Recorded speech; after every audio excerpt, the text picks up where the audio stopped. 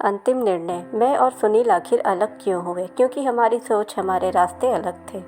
एक दिन सुनील का अंतिम फ़ोन आया और हमारे रास्ते अलग हो गए। ये भागते दौड़ते अपनी रोजी रोटी के लिए दिन भर संघर्ष करते लोग, ये ऊंची ऊंची इमारतें, बड़े बड़े मॉल्स की चकाचौंध, कुल मिलाकर शहरी जीवन का कोई भी अंश तुम्हें पसंद नहीं था। मैं तुम्हारी तरह मशीन नहीं बनना चाहता। यही शब्द थे न तुम्हारे। तुम्हारी हर बात याद है मुझे सुनील। कभी अचानक ढेर सारा प्यार उमड़ आता था तुम्हें, तो कभी बिना किसी बात के नाराज़ हो जाते थे तुम। अजीब स्वभाव था और शायद तुम्हारे स्वभाव की यही अस्वाभाविकता मेरे मन को भा गई थी। आज पुस्तक मेले में तुम्हारी किताब देखी तो फिर से तुम्हारी यादों का मौसम ताज़ा हो गया। तुम्हारा वो आखिरी फ़ोन, वो आखिरी शब्द, सब याद है मुझे।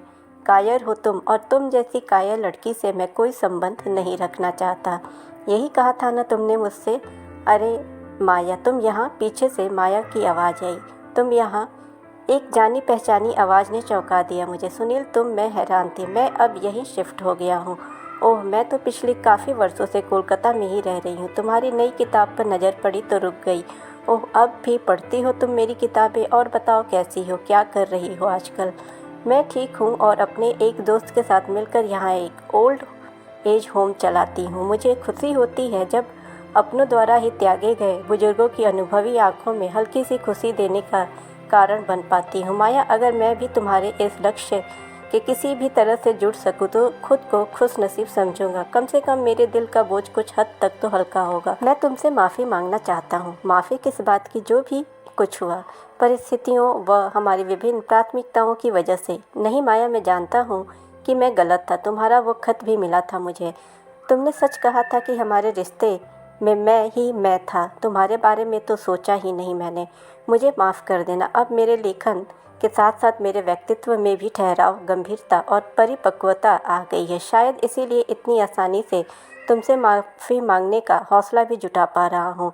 मैंने बार बार तुम्हारे उस खत को पढ़ा। जब मन मस्तिष्क शांत हुआ तो एहसास हुआ कि अपने ही कारण मैं तुम्हें हमेशा के लिए खो चुका हूँ। लेकिन तुम्हारे ही कारण मैं आज अपनी कमजोरियों को कुछ हद तक दूर करने का प्रयास में जुटा हूँ। कितना कामयाब हुआ हूँ यह तो पता नहीं, पर अरे सुनील, आप यहाँ हैं। मैं कब से आपको ढूंढ रही हूँ। मोना को आइसक्रीम खानी है, बहुत जिद कर रही है, और आपकी सासू माँ को मूवी देखने भी जानी है। जल्दी करो। शायद यह सुनील की पत्नी है। यह सोच ही रही थी कि इतने में सुनील ने हमारा परिचय करवाया। सुनील और मैंने एक दूसरे के फ़ोन नंबर्स लिए और फिर हमने विदा ली। मैं वहाँ से लौट कर आ तो गई, लेकिन यूँ इतने सालों बाद हुई अचानक मुलाकात मुझे फिर से उन्हीं यादों की ओर ले गई जिन्हें दिल के न जाने किस कोने में मैं दफन कर चुकी थी। वो खत, वो आखिरी खत जो सुनील को मैंने लिखा था, याद है मुझे। सुनील, तुम्हारे गुस्से को मैं समझ सकती हूँ, लेकिन मैं जानती हूँ कि मैं कायर नहीं हूँ, क्योंकि ज़िंदगी से, अपनी जिम्मेदारियों से मुंह मोड़कर मैं नहीं भाग सकती और ना कभी भागूंगी। मेरे माता पिता की बूढ़ी हो चली आंखें मुझ में उम्मीद ढूंढती हैं। उनके चेहरों पर उम्र की जो सिलवटें उभर आई हैं, उनमें उनका दर्द और डर मुझसे साफ साफ नज़र आता है कि ज़िंदगी के इस मोड़ पर मैं उन्हें बीच में ना छोड़ दूंगी। वो भले ही मुझसे कुछ न कहे, लेकिन एक बेटी होने के नाते मैं उनके मौन को समझ रही हूँ।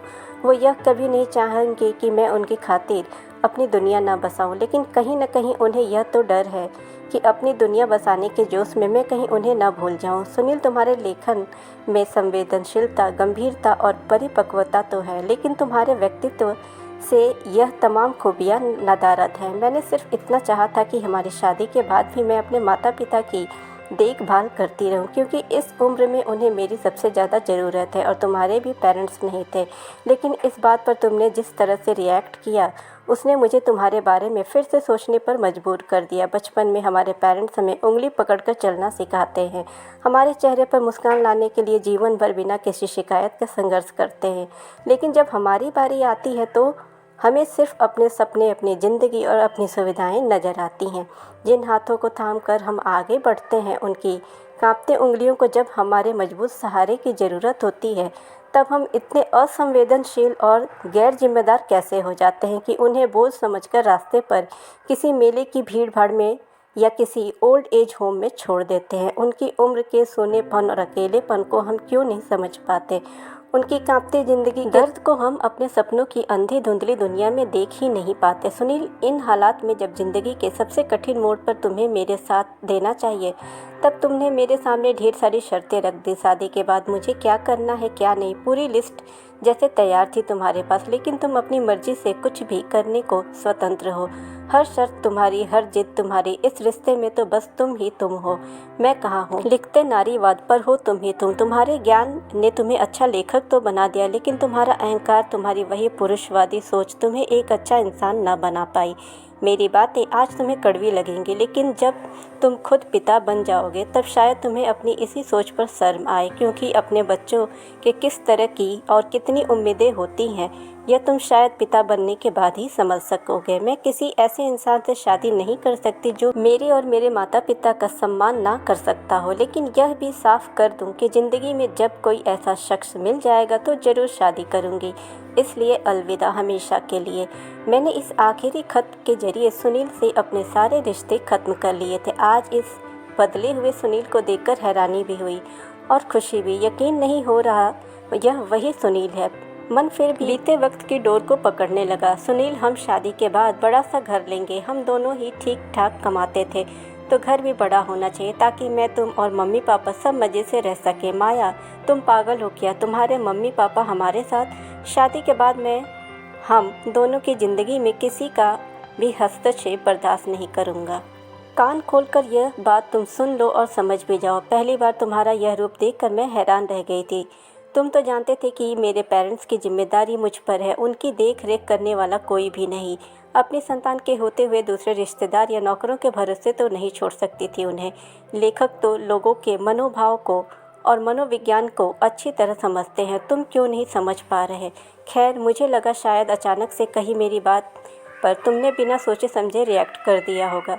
तुम्हारे इस रिएक्शन को भूल समझकर उस बात को मैंने कुछ समय के लिए वहीं छोड़ दिया, लेकिन तुम शायद उस बात को नहीं भुला पा रहे थे। माया, तुम बच्ची नहीं हो जो हर बात अपने पेरेंट्स से पूछकर करती हो। अपने निर्णय खुद लो और उनको बस इन्फॉर्म कर दो। जब भी मैं तुमसे कोई बात शेयर करती और अपने पेरेंट्स का जिक्र करती तो तुम इसी तरह की बातें करते, और उस दिन तो तुमने हद ही कर दी थी जब हमने शादी करने का निर्णय गंभीरता से लिया। माया, मैं तुम्हें अपनी जीवन संगिनी के रूप में देखना चाहता हूँ। बस अब जल्दी से आकर मेरा घर और मुझे संभाल लो।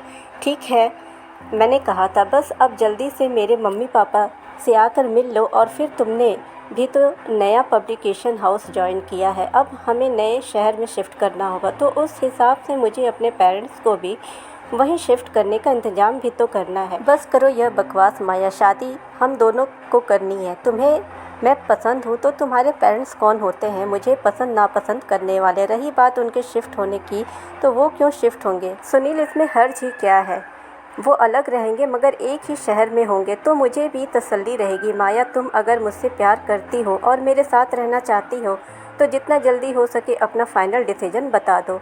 तुम्हें अपने पेरेंट्स और मुझ में से एक का ही साथ मिलेगा, यह बात तुम समझ जाओ। मैं कल बेंगलोर शिफ्ट हो रहा हूँ। हमारे नए घर का पता भी तुम्हें दे रखा है। बहुत देर मत करना निर्णय लेने में। अगर तुम्हारी हाँ है तो कल एयरपोर्ट पर मुझे छोड़ने आ जाना, वरना कितनी आसानी से उस कागज़ के टुकड़े पर पता लिखकर तुम वहाँ से चले गए थे। एक बार भी मुझे समझने की कोशिश नहीं की थी। ऐसे भावना विहीन इंसान के साथ कैसे रहूँगी ज़िंदगी भर? नहीं, मैं नहीं जाऊँगी कल एयरपोर्ट। यही मेरा अंतिम निर्णय है। मेरे माता पिता और तुम्हारे प्यार के बीच अगर किसी एक को ही चुनने की शर्त तुम मेरे सामने रखोगे तो एक बार नहीं, हर बार मेरा यह निर्णय होगा। अगले दिन तुमने बेंगलोर पहुंचकर मुझे फ़ोन पर कायर और न जाने क्या क्या कहा था, पर मैंने अपना मन कठोर करके तुम्हारी हर बातों को चुपचाप सुन लिया था, क्योंकि मैंने निर्णय ले लिया था और यह मेरा अंतिम निर्णय था। ऐसे ही कहानियों के लिए आप हमारे चैनल को सब्सक्राइब करें, नोटिफिकेशन बेल दबाएं ताकि हमारी हर वीडियोज़ आप तक पहुंचती रहे। वीडियो को ज़्यादा से ज़्यादा लाइक और शेयर करें और कमेंट में ज़रूर बताएं कि क्या माया का अंतिम निर्णय सही था।